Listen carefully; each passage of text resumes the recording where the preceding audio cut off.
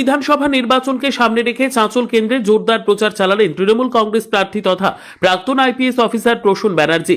এদিন কলিগ্রামে প্রচারে গিয়ে তিনি প্রথমে স্থানীয় শিব মন্দিরে পুজো দেন এবং জিন্দাপীরের মাজারে চাদর চড়িয়ে সম্প্রীতির বার্তা দেন। পাশাপাশি কাঁসারিপাড়া চণ্ডী মণ্ডপেও প্রণাম করে ধর্মীয় সম্প্রীতির বার্তা তুলে ধরেন। এরপর বিজেপি লড়াই করার অধিকার সকলের আছে, আর মানুষের উপরে আমাদের আস্থা আছে। আমরা মানুষের কাছে যাচ্ছি।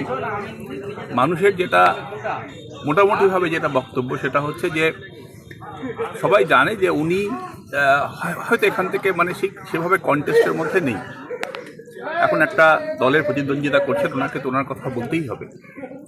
পশ্চিমবঙ্গ, পুরো পশ্চিমবঙ্গে মমতা বন্দ্যোপাধ্যায়কে ভালোবাসে, সুতরাং কোনো জায়গাতেই অন্য কোনো কারোর গড় টর নেই। তিনি যেখানে থাকেন তার সেখানে কিছু মানুষ 10-20টা প্রতিবেশী পরিচিত থাকতে পারে, ওটা কোনো বড় ব্যাপার নয়।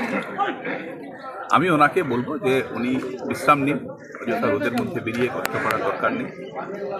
মানুষ তৃণমূল কংগ্রেসের সঙ্গে আছে, সৌজন্য বজায় থাকবে রাজনীতিতে। আমি কখনো কারোর বিরুদ্ধে অসৌজন্যমূলক কথা ব্যবহার করার পক্ষপাতী নই, যতক্ষণ না অন্য পক্ষ প্রভোগ করে সেটা করার জন্য বাধ্য করে।